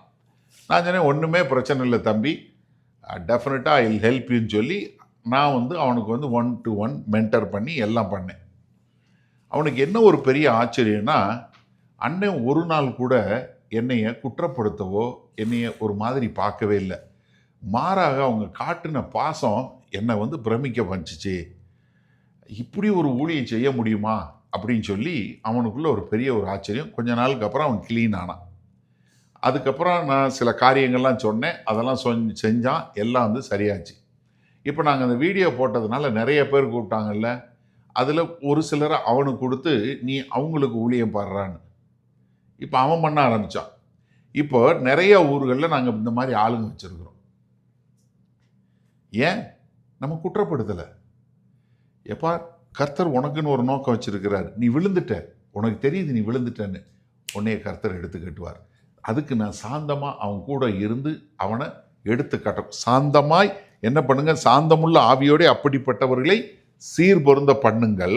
அடுத்து எச்சரிக்கை பாருங்களேன், நீயும் சோதிக்கப்படாதபடிக்கு உன்னை குறித்து எச்சரிக்கையாயிரு. இப்போ ஒருத்தனுக்கு போனோகிராஃபிக் இருக்கும், இன்னொருத்தருக்கு பணம் இருக்கும், இன்னொருத்தனுக்கு ஆல்கஹாலாக இருக்கும், இன்னொருத்தனுக்கு சிகரெட்டாக இருக்கும், இன்னொருத்தனுக்கு ஒய்ஃபை கொடுமைப்படுத்துறதா இருக்கும், இன்னொருத்தனுக்கு வேற ஏதாவது அப்யூசிவ் லாங்குவேஜாக இருக்கும், இன்னொருத்தனுக்கு கோபமாக இருக்கும். உங்களுக்கு என்ன இருக்குன்னு தெரியும், மற்றவங்களுக்கு இன்னொன்றா இருக்கும். நீங்கள் ஒரு ஏரியாவில் கஷ்டப்படுவீங்கன்னா இன்னொருத்தன் இன்னொரு ஏரியாவில் இருப்பான். அப்போ நீ என்ன பண்ணணும், நீ வந்து ஒரு ஏரியாவில் நல்லா இருக்கிறேன் அப்படின்னு சொல்லிட்டு அடுத்தவனை அற்பமாக பார்க்காத. ஏன்னா நீ இன்னொரு பக்கத்தில் உனக்கு ஊழியம் செய்கிற கால் வேணும். அப்போ என்ன, நீ ஒன்றை குறித்து எச்சரிக்கையாக இருக்கணும். அடுத்து சொல்கிறாரு பாருங்களேன், ஒருவர் பாரத்தை ஒருவர் சுமந்து இப்படியே கிறிஸ்துவுடைய பிரமாணத்தை நிறைவேற்றுங்கள். எப்படி? ஒருத்தருக்கு ஒருத்தர் பாரம் தூக்கக்கூடியவங்களா. இப்போ என் பாரத்தை நீங்கள் தூக்குங்க, உங்கள் பாரத்தை நான் தூக்குறேன். அப்போ நம்ம எல்லாரும் சேர்ந்து ஒருவரோடு ஒருவர் பாரம் தாங்கும்போது என்ன, அந்த சுமை குறைந்து போகும். சுமை குறைந்து போகும். இப்போ ஒருத்தருக்கு வேறு வேலை செய்யறதுக்கும் 2 பேர் சேர்ந்து செய்யறதுக்கும் உள்ள ஒரு வித்தியாசம், பெரிய வித்தியாசம் இதுதான். கர்த்தருடைய கண்ணில் என்ன, ஒருத்தன் 1000 பேரை துரத்தும், 2 பேர் 11,000. ஆண்டவராக தான் சொல்றாரு, ஒருத்தன் 1000, 2 பேர் 2000 இல்லை, 11,000. கர்த்தருடைய கணக்கு அதுதான். அதனாலதான் என்ன சொல்றாரு, நீங்க ஒருவரோடு ஒருவருடைய பிரமாணத்தை, கிறிஸ்துவுடைய பிரமாணத்தை நிறைவேற்றுங்கள். ஒருவன் தான் ஒன்றுமில்லாத இருந்தும் தன்னை ஒரு பொருட்டென்று எண்ணினால் தன்னை தானே வஞ்சிக்கிறவனாகிறான். உங்களை நீங்களே ஏமாத்துனீங்கன்னா யாரு உங்களை காப்பாற்ற முடியும்? நீங்க ஒண்ணுமில்லாம இருக்கும்போது, ஆண்டவரே நான் இப்படி இல்லாம இருக்கிறேன் அப்படின்னு சொல்லி கர்த்தர்ட்ட வரும்போது தான் நீங்க வந்து சரியான முறையில் வர முடியும். இல்லைன்னா நீங்க உங்களை நீங்களே ஏமாத்துறது. இப்போ உங்களை நீங்களே ஏமாத்தினா யார் என்ன பண்ண முடியும்? ஒருத்தர் ஒன்றும், கர்த்தரும் ஒன்றும் செய்ய முடியாது. நம்ம சொல்லுவோம் இல்லையா, தூங்குறவனை எழுப்பலாம், தூங்குற மாதிரி நடிக்கிறவங்களை யாரால் எழுப்ப முடியும்? ஒருத்தரால் எழுப்ப முடியாது. எப்படி எழுப்ப முடியுமான்னு? முடியவே முடியாது. நீ ஏன் திரிச்சாதான் உண்டு. ஏன்னா நீ நடிச்சுக்கிட்டு இருக்க தூங்குற மாதிரி. அப்ப என்னன்னா, உங்களை நீங்களே வஞ்சிக்காதபடிக்கு நீங்க என்ன பண்ணணும், நீங்க வந்து ஒருத்தனுடைய இதாயிருச்சு அப்படின்னு சொல்லி சொன்னா, உங்க கரை பிடிக்கிறத பத்தி கவலைப்படாம அவன் கூட இருந்து, வா ராஜா உன்னை எடுத்து கட்டுறேன், வா உன் கூட சேர்ந்து நான் ஊழியம் பார்க்குறேன், நம்ம எல்லாம் சேர்ந்து செய்வோம், வா நம்ம 2 பேரும் ஓடுவோம் அப்படின்னு சொல்லக்கூடிய ஒரு காரியம். நான் உன்னுடைய பாரத்தை தூக்குறேன். எதுக்காக? இது கிறிஸ்துவின் பிரமாணம். என்ன? அன்பின் பிரமாணம். அப்போ நான் அவனுக்கு உதவி செய்யக்கூடியவனா மாறுறேன். அப்போ என்ன ஆகுது? அப்போ நான் அவனை எடுத்து கட்டக்கூடியவனா. அப்போ அற்பமாய் எண்ணாதபடிக்கு எச்சரிக்கையாக இருங்கன்னு சொன்னாரா 10வது வசனத்தில்? இப்போ நம்ம எப்படி அற்பமாய் எண்ணுவோம் அப்படிங்கிறத வேத வசனத்துல இருந்து ஒரு 5 காரியம் பார்த்தோம். அடுத்து 10வது வசனத்துக்கு வாங்க. இப்போ மத்தேயு 18:10 எச்சரிக்கையாக இருங்கள், அவர்களுக்குரிய தேவதூதர்கள் பரலோகத்திலே என் பரமபிதாவின் சமூகத்தை எப்போதும் தரிசிக்கிறார்கள் என்று உங்களுக்கு சொல்லுகிறேன். இப்போ 3 ரீசன் சொல்றாரு. 10வது வசனம் சொல்றாரு, அவர்களுக்குரிய தேவதூதர்கள் பரலோகத்திலே என் பிதாவின் சமூகத்துக்கு எப்போதும் தரிசிக்கிறார்கள் என்று உங்களுக்கு சொல்லுகிறேன். முதலாவது தேவதூதர்கள். நம்ம ஏன் வந்து ஒரு கிறிஸ்தவனை வந்து அற்பமா எண்ணக்கூடாதுன்னா, அவர்களுக்கு உரிய தேவதூதர்கள் என்று சொல்லக்கூடிய ஒரு காரியம். ஏன்னா தேவதூதர்கள் யாரு? கர்த்தர் மேல் விசுவாசம் வைத்திருக்கிறவர்களுக்கு உதவி செய்யக்கூடியவங்களா இருக்கிறாங்க. எபிரேயர் 1வது அதிகாரம் 14வது வசனத்துல பார்க்கிறோம். என்ன? ரட்சிப்பை சுதந்திரிக்க போறவர்கள் நிமித்தமாக ஊழியம் செய்யும்படிக்கு அனுப்பப்படும் அவங்க யாரு? பணிவிடை ஆவிகளாய் இருக்கிறார்கள். நீங்க எதிர்காலத்துல நீங்க வந்து ரட்சிப்பை சுதந்திரிக்க போறீங்கன்னு சொல்லி இப்போ உங்களுக்கு உதவி செய்வதற்கு கர்த்தர் தன்னுடைய தேவதூதர்களை அனுப்பக்கூடியதாக. அப்ப என்னன்னா, ஆண்டவர் வந்து நமக்கு வந்து தேவதூதர்களை வைத்திருக்கிறார். இப்போ உடனே நாங்கள் நிறைய பேர் வந்து இது என்ன எடுத்து தப்பாக சொல்லிடுவாங்கன்னா, இந்த சின்ன பிள்ளைங்கள்லாம் செத்து போச்சுன்னா உடனே தேவதூதர்கள் கொண்டு போயிடுவாங்க. ஏன்னா சின்ன பிள்ளைகளுக்கு தேவதூதர்கள் இருக்கிறாங்க. இங்கே சிறியர்னு சொன்னது சின்ன பிள்ளையை சொல்லலை இல்லையா? நமக்கு புரியலையா? கான்டெக்சுவலாக யாரை சொல்கிறாரு? விசுவாசிகளை சொல்கிறாரு. அப்போ என்னன்னா, இங்கே வந்து நம்ம பார்க்கும்போது அவங்க வந்து தேவதூதர்கள் வந்து என்ன இருக்கிறாங்க, ஒவ்வொருத்தருக்கும் தேவதூதர்கள் இருக்கிறாங்க அப்படிங்கிற அந்த குழந்தைகளுக்கு இல்லை. ஏன்னா அங்கே குழந்தைகளை பற்றி சொல்லவே இல்லை. அது மாத்திரமல்ல, இந்த தேவதூதர்கள் என்ன இருக்கிறாங்க, அவர்களுக்கு உதவி செய்யக்கூடிய ஒரு மக்களாய் இருக்கிறார்கள் என்று சொல்லக்கூடியதான். நம்ம அப்போஸ்தலர் 12வது அதிகாரத்தில் பார்ப்போம். பேதுரு வந்து சிறைச்சாலையில் இருப்பார். அவர் வந்து அடுத்த நாள் அவர் தலையை வெட்டுறதுக்காக வெயிட் பண்ணிட்டு இருப்பாங்க. ஆனால் ராத்திரியில் வந்து என்ன பண்ணுவார், தேவதூதன் வந்து அவரை விடுதலை பண்ணி வெளியே கொண்டு வந்துடுவார். அவர் அங்கேருந்து நடந்து போய் ஜான் மார்க் வீட்டு கதவை தட்டுவார். அப்போ வந்து ரோடாங்கிற பெண் வந்து கதவை திறக்காம ஐயோ பேதுருன்னு அங்கே போன உடனே என்ன சொல்லுவாங்க, ஐயா நீ பிதட்டுற, உனக்கு பைத்தியம், அவன் பேதுருவை நாங்கள் எதிர்பார்க்கல அப்படின்னு சொல்லும்போது அப்போ அங்கே ஒருத்தர் என்ன சொல்லுவார், இல்லை தேவதூதன், பேதுருவோட தேவதூதன் வந்திருப்பாரு அப்படின்னு சொல்லக்கூடிய ஒரு காரியம். அப்போ என்னன்னா, இங்கே வந்து தேவதூதர்கள் வந்து எப்போதும் தேவனுடைய பிரசன்னத்துக்கு முன்பாக இருந்து அவங்க பணி செய்யக்கூடியவங்களாக இருக்கிறாங்க. அதனால நீங்கள் என்ன பண்ணாதீங்க, ஒருத்தவங்களை என்ன பண்ணாதீங்க, அற்பமாக எண்ணாதீங்க. ஏன்னா அவர்களுக்கு தேவதூதர்கள் இருக்கிறாங்க. சரியா? ரெண்டாவது, அவங்க தேவனுடைய உறவு. இப்படிப்பட்ட 5வது வசனத்தை பார்க்கும்போது என்ன பார்க்குறோம், இப்படிப்பட்ட ஒரு பிள்ளையை நாமத்து நிமித்தம் ஏற்றுக்கொள்ளுகிறவன் என்னை ஏற்றுக்கொள்ளுகிறான். அப்போ என்ன, கிறிஸ்துவை விசுவாசிக்கிறோம், கிறிஸ்துவும் பிரிக்கப்பட முடியாத உறவுல இருக்கிறாங்க. அதனால அவர்கள் கிறிஸ்துவுக்காக வாழக்கூடியவர்கள். ஏன்னா லூக்கா 10:16 சொல்லும்போது, உங்களுக்கு செவி கொடுக்கிறவன் எனக்கு செவி கொடுக்கிறான், உங்களை அசட்டை பண்ணுகிறவன் என்னை அசட்டை பண்ணுகிறான் என்று சொல்லக்கூடிய ஒரு காரியத்தை சொல்லி கொடுத்தாரு. அதனால என்ன, நம்ம ஒருத்தர் அற்பமாய் எண்ணாத போது அவர்களுக்கு தேவனுக்கு முன்பாக அவங்க இருக்கக்கூடியவங்களாக இருக்கிறாங்க. அதனால நம்ம வந்து என்ன பண்றோம், நம்ம அவர்களுக்கென்று வாழக்கூடியவர்களாய். ஏன்னா மத்தேயு 12:20 சொல்லும்போது, ஆண்டவரை பற்றி சொல்லும்போது, அவர் நியாயத்திற்கும் ஜெயம் கிடைக்க பண்ணுகிற வரைக்கும் நெறிந்த நாணலை முறிக்காமலும் மங்கி எறிகிற திரியை அணையாமலும் இருப்பார். அப்ப என்ன, அவர் வந்து எதையும் காயப்படுத்தாம குற்றப்படுத்தாம இருப்பாரு. ஏன்னா நெறிந்த நாணல்ங்கிறது உடைஞ்சு போன நாணல் புல்லே ஒண்ணும் இல்லாத அளவுக்கும், மங்கி போன திரியை கூட அணைய விடாம அதை எடுத்து சரி பண்ணக்கூடியவராய் தேவன் இருப்பாரு அப்படின்னு சொன்னதுனால அவர் நம்ம வந்து அப்படிப்பட்டவங்களா இருக்கணும்னு சொல்லக்கூடியதா. மூன்றாவதாக என்ன, அவங்க தேவனான உறவு. ஏன்னா 12வது வசனத்தில் பார்க்கும்போது என்ன கேட்குறாரு, உங்களுக்கு எப்படி தோன்றுகிறது, ஒரு மனுஷனுக்கு 100 ஆடுகள் இருக்க அவைகளில் ஒன்று சிதறி போனால் மற்ற 99 ஆடுகளையும் மலைகளில் விட்டு விட்டு போய் சிதறி போனதை தேடாமல் இருப்பானோ? அப்ப என்னன்னா, ஒரு ஆடு காணாம போயிடுச்சு. இப்போ ஒருத்தர் வந்து சபைக்கு வந்தவங்க வராம போயிட்டாங்க. அப்ப நம்ம என்ன பண்றது, அவன் என்ன திமிர் பிடிச்சவன் வராமல் போயிட்டான விட்டுறது இல்லை, தேடி போகக்கூடிய ஒரு மக்களா. ஏன்னா இங்கே வந்து அவர் உட்காந்து ஃபுல் டைம் கவுண்ட் பண்ணிட்டு இல்லை, 1 2 3 90 இருக்கா 90, அது இல்லை. என்ன, ஒருத்தன் விட்டு போயிட்டான்னா அவனை நம்ம எப்படி எடுத்து கட்ட முடியும், அவனை மறுபடியும் கொண்டு வந்து சேர்க்கக்கூடிய ஒரு காரியம். ஏன்னா இது நம்ம இன்னைக்கு காலையில் டிவோஷனில் பார்க்கும்போது சொன்னோம் இல்லையா, என் ஆடுகளுக்கு என் சத்தம் கேட்கும், அவைகளை நான் அறிவேன், ஐ நோ தம். அப்போ என்ன, கர்த்தருக்கு அவங்க தெரிஞ்சவங்க. அதனால நம்ம என்ன பண்றோம், அவங்களை கொண்டு வந்து கர்த்தரோடு சேர்க்கக்கூடிய ஒரு மக்களாக. அப்ப என்ன, நம்ம வந்து இப்படி சிதறி போன இல்லை தொலைந்து போன ஆடுகளை தேடக்கூடியவர்களாய். ஐக்கியத்திலிருந்து ஒருத்தர் போறாங்கன்னா நம்ம வந்து நம்மளால் இயன்ற வரைக்கும் அவங்களை எப்படி கொண்டு வந்து சேர்க்க முடியும். ஆனா ஒரு சிலர் வந்து என்ன வேணும்னே குற்றம் கண்டுபிடிச்சு வேணும்னே பிரச்சனை பண்றதுன்னே வருவான். ஆனா நம்ம என்ன, அவங்களை எப்படி கர்த்தருக்கென்று வாழ வைக்க முடியும் என்று சொல்லக்கூடிய மக்களா. எனக்கு தெரிஞ்சு கர்த்தர் வந்து இப்படி ஸ்பெஷலிஸ்டா ஆளுங்க வச்சிருக்கிறாருன்றது என்னுடைய ஒரு ஆழமான ஒரு கருத்து. எப்படின்னா, நான் ஆரம்ப காலத்தில் ஊழியம் ஆரம்பிக்கும் போது ஒருத்தர் ரெகுலராக சர்ச்சுக்கு வருவார். அவர் உட்காந்து ரொம்ப கீனாக நோட் பண்ணிகிட்டே இருப்பார். ஏன்னா நமக்கு அப்போ தமிழ் கொஞ்சம் தகராறு தான். ஏன்னா நம்ம இங்கிலீஷ் பைபிள் வச்சு நம்ம பிரசங்கம் பண்ணிகிட்டே இருக்கோம். அதனால் சில நேரங்களில் தமிழ் வார்த்தை சரியாக வராது, ஏதாவது தப்பாக சொல்லிடுவோம், இல்லை ஏதாவது ஒரு இங்கிலீஷ் பைபிளுக்கும் தமிழ் பைபிளுக்கும் ஒரு சில நேரத்தில் வசனம் இதாக இருக்கும். அப்போ அவர் பார்த்துட்டே இருப்பார், நம்ம சொல்லிட்டே இருப்பார். நான் பிரசங்கம் பண்ணி முடித்து ஜெபம் பண்ண உடனே நேராக முதல்ல என்கிட்ட வருவார்.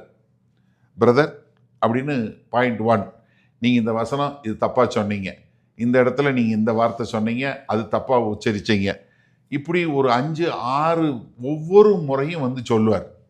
ஆனால் எனக்கே தோணுந்தால் வராமல் இருந்தாலாவது பரவாயில்ல. வாரம் வாரம் வருவான், விட்டவே மாட்டான். அப்போ நான் கூட ஜெபம் பண்ணி பார்த்தேன், ஆண்டவரே இருந்தால் அதாவது நீங்கள் பிரசங்கம் பண்ணி முடிச்சதுக்கப்புறம் வந்து ஒரு ஆறுதலாக ஒன்று சொல்ல வேணாம், நீங்கள் நல்லா பிரசங்கம் பண்ணீங்கன்னு கூட சொல்ல வேணாம், சும்மாவாது இருக்கலாம்ல. முடித்த உடனே நான் இந்த பக்கம் திரும்பின உடனே வந்து முன்னாடி நிற்பார், என்னென்ன தப்பு பண்ணேன்னு லிஸ்ட்டு கொடுப்பார். அப்போ நான் ஜெபம் பண்ண ஒரு நாள் ஆண்டவர் சொன்னார், அவன் உன்கிட்ட குற்றம் கண்டுபிடிக்காத அளவுக்கு நீ முயற்சி பண்ணிடான்னு. நான் உட்காந்து ரொம்ப சீரியஸாக சின்சியராக இது பண்ண ஆரம்பித்தேன். எப்போ தப்பு நின்றுச்சோ அப்போ அவர் சர்ச்சுக்கு வர நிறுத்திட்டார். அப்போ வேற யாரையும் திருத்த போயிட்டாருன்னு அர்த்தம். ஏன்னா நம்மளை சரி பண்ணுறதுக்கு ஆளை கொண்டு வரான்னு நம்ம புரிஞ்சுக்கணும். ஆனால் ஒரு சிலர் வந்து உள்ளுக்குள்ளே குழப்பம் கொண்டு வர்றதுக்குனே வருவான். அதை நம்ம ஐடென்டிஃபை பண்ணணும். இது யாரு, இவனுடைய நோக்கம் என்ன, இது ஐக்கியத்துக்குள்ள வந்து ஒரு முறுமுறுப்பை கொண்டு வர்றான், ஒருத்தருக்கு ஒருத்தர் பிரச்சனையை கொண்டு வர்றான், இல்லாத பொல்லாதையும் சொல்லி 4 பேருக்குள்ள வந்து ஒரு பிரிவினையை கொடுக்குறான் அப்படின்னு சொல்லி சொன்னால் நம்ம தெளிவாக எச்சரிக்கக்கூடிய மக்களாக இருக்கணும். ஏன்னா நம்ம ஐக்கியத்தில் ஒருத்தர் மேலே ஒருத்தர் காட்டக்கூடிய அன்பில் நம்ம வாழுகிற வாழ்க்கையில் நம்ம என்ன பண்ணணும், மிக ஜாக்கிரதையாக புரிஞ்சு கொள்ளணும். ஏன்னா நிறைய நேரங்களில் வந்து சபைக்குள்ள ஒரு குழப்பத்தை கொண்டு வர்றதுக்குன்னே ஆளுங்க வருவாங்க. நம்ம ரொம்ப ஜாக்கிரதையாக பார்க்கணும். ஏன்னா நீங்கள் வந்து டைரெக்டாக வந்து இந்த சர்ச்சு சரியில்லை, இவங்க பண்ணுறது சரியில்லைன்னு சொன்னால் வேலையை பார்த்துட்டு போப்பான்னு சொல்லிடுவீங்க.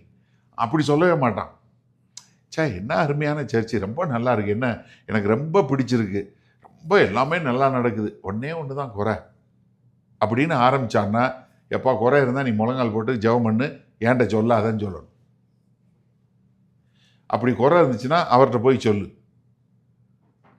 என்னைக்கு நீங்கள் என்கரேஜ் பண்ணீங்கன்னு வைங்களேன், த மொமெண்ட் நீங்கள் என்கரேஜ் பண்ணீங்கன்னு வச்சோங்க, ஆமாம் நானும் கூட தான் அப்படி நினச்சேன்னு சொல்லி சொன்னீங்கன்னா உங்களை அப்படியே வழி விலகி போக வச்சுருவாங்க, உங்கள் அழைப்பை விட்டு போக வச்சுருவாங்க.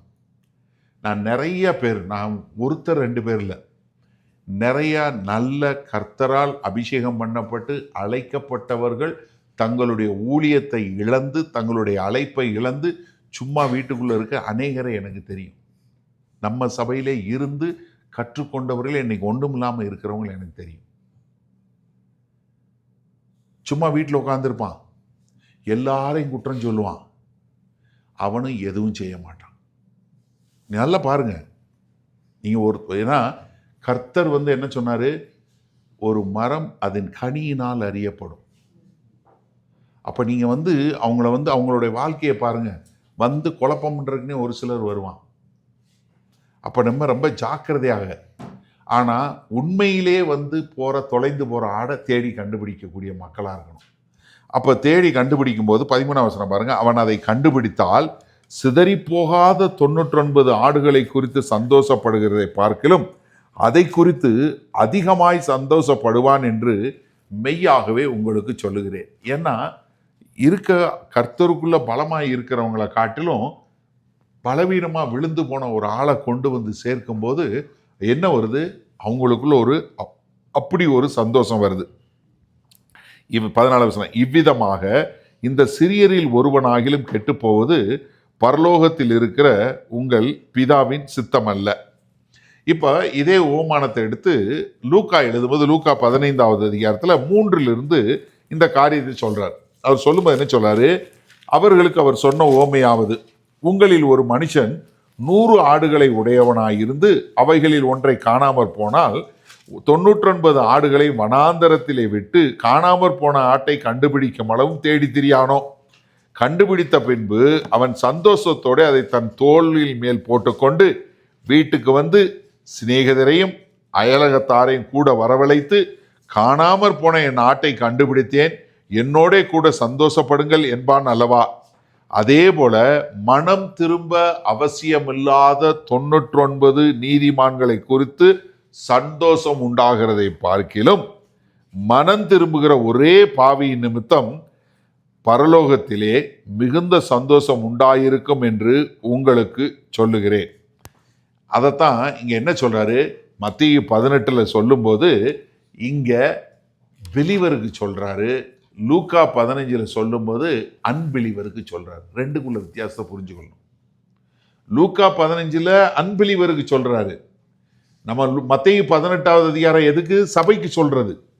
இங்க சபையில வந்து இருக்கிற ஒரு பலவீனமான ஒரு சிறிய சகோதரன் போனா அதற்கும் நம்ம முயற்சி எடுக்க வேண்டும், அதுவும் அவசியம் என்பதை நமக்கு சொல்லக்கூடியதாக. அப்ப என்னன்னா இங்க வந்து நம்ம வந்து ஒரு இப்படி காணாம போகக்கூடியதா இப்படி வரக்கூடிய ஒரு சிலர் வரும்போது நம்ம என்ன பண்ணணும்?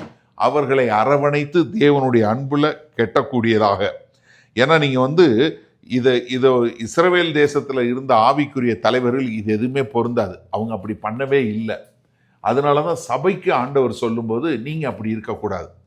ஏன்னா இஸ்ரவேல் தேசத்துல உள்ள மேய்ப்பர்கள் என்று சொல்லக்கூடிய, நீங்க பிற வீட்டில் எடுத்து எசேக்கியேல் 34வது அதிகாரம் எடுத்து பாருங்க.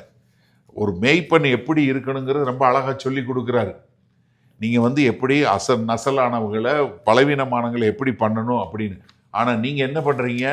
நல்லதை அடிச்சு சாப்பிட்றீங்க, பலவீனமானதை கவனிக்க மாட்டேங்கிறீங்க, காயப்பட்ட ஆட்டுக்கு என்ன போட மாட்டேங்கிறீங்க அப்படிங்கிறத கர்த்தர் சொல்லக்கூடியது. அதனாலதான் நீங்க வந்து என்ன அப்படி இருக்காதீங்க.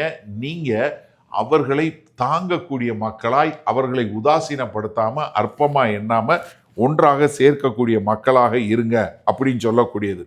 அதனாலதான் பேதுரு எழுதும்போது என்ன எழுதுறார்? 1 பேதுரு 5:7 சொல்லும்போது, அவர் உங்களை விசாரிக்கிறவராய் இருக்கிறபடினால் உங்கள் கவலைகளை எல்லாம் அவர் மேல வைத்து விடுங்கள்.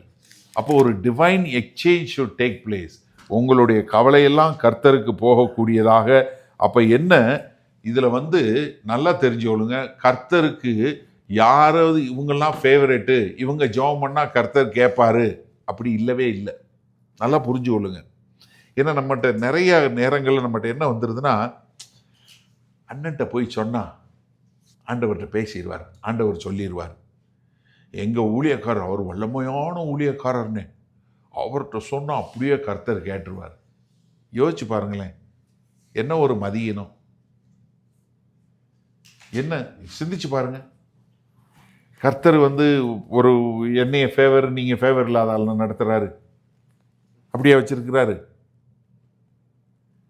நீங்கள் யாராவது 2 பிள்ளை வச்சிருந்து 3 பிள்ளை வச்சிருந்து ஒரு பிள்ளையை நேசிச்சு ஒரு பிள்ளையை வெறுக்கவா செய்றீங்க? இவர் எப்படி? கர்த்தர்கிட்ட தான் பட்சபாதமே இல்லையா? அவர் எப்படி ஒருத்தரை வந்து நீ சொன்ன நான் கேட்டுறேன், நான் சொன்னா அவன் சொன்னா கேட்க மாட்டேன், இதென்ன கோயிலா? பூசாரிக்கு தெரிஞ்சவன் ஆமாம் விஐபி வரிசை, இந்த வரிசை, ஜென்ரல் வரிசை அப்படின்னு போனேன், இந்த இதில் போனால் சீக்கிரம் போனால் பூசாரி முன்னாடி விட்டுருவாரு, நம்ம கூட இருந்து கொஞ்சம் நேரம் இருந்துட்டு வரலான்னு சொல்கிறதுக்கு இல்லையே.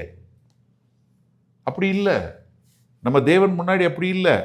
அவர் எல்லாருக்காகவும் தன்னை மாய்த்து கொண்டவர், எல்லாருக்காகவும் தன் ரத்தத்தை சிந்தினவர். அதனால நீங்க வந்து தயவு செய்து நீங்க நினைக்காதீங்க யாரோ ஒருத்தவங்க வந்து அவங்க வந்து கர்த்தருக்கு ஃபேவரெட்டு, அவங்க வந்து இது கெல்லவே இல்லை. சபையில் இருக்க யாராக இருந்தாலும் சரி, சில நேரங்களில் சிறு பிள்ளைகள் ஜெபம் பண்ணதை பார்க்கும்போது நமக்கு அவ்வளோ ஒரு காரியமா இருக்கும். கர்த்தருக்கு அதை எவ்வளோ பிரியமா இருக்குன்னு தெரியுமா? நம்ம தைரியமா, ஏன்னா அவர் நம்முடைய பரம தகப்பன். அப்ப என்ன, நம்ம வந்து ஏதோ நான் ஜெபம் பண்ணாதான் கர்த்தர் கேட்பாரு, ஏன்னா நான் கர்த்தருக்கு ஃபேவரெட்டுங்கிற மாதிரி நீங்க யாராவது நினைச்சீங்கன்னா தயவு செய்து மாற்றிக்கொள்ளுங்க. God does not have any favorite. அவர்கிட்ட பட்சபாதமே கிடையாது. அவர் எல்லாரையும் சரியாய் நடத்தக்கூடிய தேவன். யோபு 34:19 சொல்லும்போது சொல்றாரு, இப்படி இருக்க பிரபுக்களின் முகத்தை பாராமலும் ஏழையை பார்க்கிலும் ஐஸ்வர்யவானை அதிகமாய் எண்ணாமலும் இருக்கிறவரை நோக்கி இப்படி சொல்லலாமா? இவர்கள் எல்லாரும் அவர் கரங்களின் கிரியையே. அப்ப நீங்க என்ன சொல்ல முடியாது? கர்த்தரை பார்த்து குற்றம் சொல்ல முடியாது. என்ன அவர் வந்து இவங்களை வந்து பார்க்கிறாரு, எங்களை பார்க்கல அப்படின்னு சொல்லக்கூடிய ஒரு காரியதாக. சரி, நம்ம இதை நம்மளுடைய வாழ்க்கையில எப்படி அபியாசப்படுத்தி கொள்வது? முதலாவது, ஒரு தனிப்பட்ட அன்பு என்று சொல்லக்கூடியதாக. யாரு ஒரு ஆள் காணாம போனாலும் நம்ம அவங்கள தேடி அவங்கள நம்ம அன்பு செலுத்தி கொண்டு வந்து சேர்க்கக்கூடிய ஒரு மக்களாக இருக்கிறோமா? நம்ம சபையில யாராவது ஒருத்தருக்கு வலி, ஒரு வேதனை அப்படின்னு சொல்லி சொன்னா அவங்க மேல உங்களுக்கு ஒரு அன்பும் அவங்கள கவனிக்க வேண்டும் என்கிற ஒரு பராமரிப்பும் உங்களுக்குள்ள வருதா? ஒரு நிமிஷம் சிந்திச்சு பாருங்க. ஒரு நிமிஷம் சிந்திச்சு பாருங்களேன். இப்ப மறுபடியும் நான் ஆரம்ப இதுக்கு கொண்டு போறேன். நீங்க வந்து என்ன, ஒரு சரீரத்தில் ஒரு அங்கம், கிறிஸ்து தலை, சரியா? ஒரு அங்கம், நம்ம எல்லாரும் ஒரு அங்கம், சரியா? தயவுசெய்து நல்லா கவனிங்க, நீங்கள் பிள்ளைங்களை பற்றி கவலைப்படாதீங்க, சரியா? ஒரு அங்கம் நீங்கள். இப்போ எனக்கு இந்த கையில் இந்த சுண்டு விரல்ல அடிபட்டா எது உடனே வரும்? அடுத்த கை வரும். அந்த கையில் அந்த சுண்டு விரல் தானே அடி வேணும், ஏன்னா அந்த சுண்டு விரல் அப்படித்தான், அதனால அடி வரட்டும். அப்படியா உட்காந்துருக்கும் இந்த சரீரம்? இந்த வலி இந்த விரல்ல மட்டுமா இருக்கும்? என்ன பண்ணும்? மொத்த சரீரத்துக்கும் வலிக்கும். இப்போ நம்ம சபையில் யாராவது ஒருத்தவங்க இப்படி கஷ்டத்தில் போறாங்கன்னா உங்களுக்கு வலிக்குதா? அன்புங்கிறது சும்மா இல்லைங்க. நான் இணைக்கப்பட்டிருக்கிறேன், கிறிஸ்துவோடு இணைக்கப்பட்டிருக்கிறேன். அப்போ என்ன, ஒரு இடத்துல இங்கே வலிச்சா எனக்கு உடம்பூரா வலிக்குது, எனக்கு சரீரம் முழுவதும் காய்ச்சல் வருது. ஏன்? Because I am intrinsically interconnected with Christ. அப்போ உங்களுக்கு இந்த நம்ம சபையில் நம்ம ஜெபம் பண்ணும்போது நம்ம சபையில் யார் கஷ்டப்படுறா, யார் இதில் போகிறாங்க அப்படிங்கிறது உங்களுக்கு கர்த்தர் வெளிப்படுத்த அவங்களுக்கு நீங்கள் அன்பு காட்டக்கூடிய ஒரு மக்களா, அதனால தான் ஒரு ஆளை தேடி போகக்கூடிய மக்களாக இருப்பீங்க. ஐயோ அவங்க என்ன கஷ்டத்தில் போகிறாங்களோ, அவங்க என்ன பாடில் போகிறாங்களோ, அவங்கள நம்ம எப்படி எடுத்து கட்ட முடியும் அப்படின்னு சொல்லக்கூடிய ஒரு காரியம். ரெண்டாவது, இந்த அன்புல ஒரு பேஷன் லவ், ஒரு பொறுமையாக அன்பு செலுத்தக்கூடியவங்களா. இப்போ ஒருத்தர் மேல நீங்க வந்து அன்பு செலுத்தி அவங்களை எடுத்து கொண்டு வந்த உடனே அவங்க உடனே எல்லாம் சரியாயிருவாங்களா? இல்ல, சிலர் தடுமாறுவாங்க, சிலருக்கு கொஞ்சம் காலம் ஆகும். ஏன்னா நீங்க வந்து இந்த காணாம்பூச்சியில் ஒரு ஆடு, முட்டா ஆடு, அறிவு இருக்கா, ஏன் இப்படி போன, எல்லாரும் இப்படி வந்தாங்களே 99 இப்படி வச்சு, நீ மட்டும் எதுக்கு அங்க இப்படி போன? ரொம்ப ஈஸி சொல்றது, யோசிச்சு பாருங்க. 99 வருது, நீ மட்டும் எதுக்குடா அங்க போன, உனக்கு வேணும் இல்லை. சில நேரங்கள்ல சில காரியங்கள் தவறுதலாக போகும். இன்னைக்கு பாடுனீங்க, குயவனை பாட்டு பாடுனீங்க. எரேமியால குயவன் மண்பாண்டம், எரேமியா 18வது அதிகாரம் சொல்லும்போது என்ன, 4வது 5வது வசனத்துல குயவனின் கரத்தில் இருந்த களிமண் கெட்டு போயிற்று. குயவன் கர்த்தராகிய இயேசு, தேவனாகிய கர்த்தர் குயவன், இஸ்ரவேல் தேச மக்கள் களிமண். ரொம்ப அழகா சொல்றாரு, அவர் பாத்திரம் வணைந்து கொண்டிருக்கிறாரு, அவர் கரத்துல இருக்கிற பாத்திரம் கெட்டு போயிடுச்சு. எப்படிங்க கெட்டு போகும்? கர்த்தருடைய கரத்துல இருக்க பாத்திரம் சில நேரங்களில் கெட்டு போகும். God allows it so that he can recreate it. அதை மறுபடியுமாய் வேறு விதமாய் வணையக்கூடிய ஒரு காரியத்தை கர்த்தர் செய்வாரு. அதுக்கு கர்த்தர் பொறுமை உள்ளவராய் இருக்கிறார். நம்ம அதே பொறுமை உள்ளவங்களா இருக்கிறோமா? தேவன் என்ன நோக்கத்துக்காக இதை அனுப்புறாரு? சில நேரங்களில் சிலர் செய்யக்கூடிய ஒரு காரியம் என்ன பண்ணுனா, அவர்கள் பெரிய ஒரு காரியத்தில் போகும்போது நம்ம அவங்களை எடுத்து கட்டும்போது அதுவே அவர்களுடைய ஊழியமாக மாறும். சொன்ன இல்லையா, ஒரு கப்பல் வந்து பெரிய பிரச்சனையில போய் அவங்க குடும்பம் பிரிஞ்சு போய் ஒரு 3 வருஷம் ஆச்சு அவங்க சேருவதற்கு. ஆனால் நாங்கள் என்ன தெரியுமா செஞ்சோம்? அவங்க வந்த உடனே அவங்கள போய் ஒரு மேரேஜ் கோர்ஸ் சேர்த்து விட்டு அவங்கள படிக்க வச்சோம். அவங்க மேரேஜ் கோர்ஸ் பண்ணி கவுன்சிலிங் பண்ணுறது என்னன்னு சொல்லி 1 வருஷம் படித்தாங்க. இப்போ யாருக்காவது ஏதாவது பிரச்சனைனா அவங்க உட்காந்து கவுன்சிலிங் பண்ணுறாங்க. அதான் ஊழியமாக மாறும். ஆனால் நீ வந்து இப்போ இந்த மாதிரி இப்போ சண்டை ஓட்டிங்க, நீ இனிமேல் சர்ச்சுக்கு வராத, இல்லை நீ சர்ச்சுக்கு வந்தாலும் உன்னை கண்டுக்காம விட்டுரும், அது கிடையாது. நம்ம எப்படி அவங்க கூட ஒரு பொறுமையாக அன்பு செலுத்தி அவர்களை கட்டக்கூடியவங்களாக இருக்கக்கூடிய மக்களாக இருக்கிறோம். 3வது, அவங்களுக்கு என்ன நம்ம வந்து என்ன பராமரிப்பு பண்ண முடியும்? How I can seek to help them. ஏன்னா இங்கே வந்து நீங்கள் வந்து இந்த ஒரு இதை கொண்டு வரும்போது அந்த மேய்ப்பன் என்ன பண்ணுறான், அதை எடுத்து தன்னுடைய தோள்களில் போட்டு கொண்டு வரக்கூடியது. ஏன்னா ஏற்கனவே அது பலவீனம், பயந்து போயிருக்கு. அவங்களுக்கு எக்ஸ்ட்ரா கேர் வேணும். அவங்கள வந்து சரியாக எடுத்து கட்டுவதற்கு அவங்களுக்கு நம்ம இன்னும் கொஞ்சம் பொறுமையோடு, இன்னும் கொஞ்சம் அன்பு செலுத்தக்கூடிய மக்களாக, ஒரு எக்ஸ்ட்ரா கேர் கொடுக்கக்கூடிய மக்களாக இருக்கணும். அதை தான் இங்கே கர்த்தர் எதிர்பார்க்குறாரு. அது மாத்திரமில்ல, கடைசியாக நம்ம என்ன, அவங்களோடு சேர்ந்து ரிஜாய்ஸ் பண்ணக்கூடியதா, என்ன சந்தோஷமா இந்த மாதிரி கர்த்தர் செய்துட்டாரே என்று சொல்லக்கூடிய ஒரு கர்த்தர் செய்த காரியத்தை பார்க்கக்கூடியதாக. அப்போ எனக்கு அருமையானவர்களே, கர்த்தருடைய திருச்சபையில் நம்ம மற்றவர்களை எப்படி பராமரிக்கிறவர்களாய் இருக்கிறோம், எப்படி பாதுகாக்கிறோம்? ஒரு நிமிஷம் சிந்திச்சு பாருங்க. நம்ம அப்படிப்பட்ட ஒரு பாதுகாக்கக்கூடிய மக்களா? ஏன்னா யாருக்கு வேணாலும் எது வேணாலும் நடக்கலாம். நான் பக்கத்தில் இருந்து உன்னை பார்த்துக்கிறேன், நான் உன்னோட தோளோட தோள் நிற்கிறேன் அப்படின்னு சொல்லக்கூடிய ஒரு காரியத்தில் நம்ம இருக்கிறோமா? அப்படி இருக்கும்போது தான் இந்த சரீரம் கிறிஸ்துவின் சரீரமாக இருக்கும். அப்போ எனக்கு அருமையானவர்களே, நம்ம யாரையும் அற்பமாக எண்ணாதபடி, நம்ம எல்லாரையும் ஒரு பட்சபாதம் இல்லாமல் எல்லார் மேலும் அன்பு செலுத்தி, ஒரு பொறுமையான அன்பு செலுத்தி, அவர்களுக்கு ஒரு தேவைக்கு அதிகமான ஒரு ஆறுதலையும் தேறுதலையும் கொடுத்து அவர்களுடைய வெற்றியை கொண்டாடும்போது அவர்களை கர்த்தர் ஒரு வல்லமையுள்ள பாத்திரமாக எடுத்து உபயோகப்படுத்துவார். நான் நிறைய இந்த மாதிரி சம்பவங்கள் நிறைய சொல்ல முடியும். நிறைய காரியங்கள், எப்படி ஒருத்தவங்க வந்து போன காரியத்திலேருந்து அவங்களுடைய பாடுகள்லேருந்து எப்படி கற்றுக்கொண்டாங்கன்னு சொல்லி நான் ஒரே ஒரு சம்பவம் மட்டும் சொல்கிறேன்.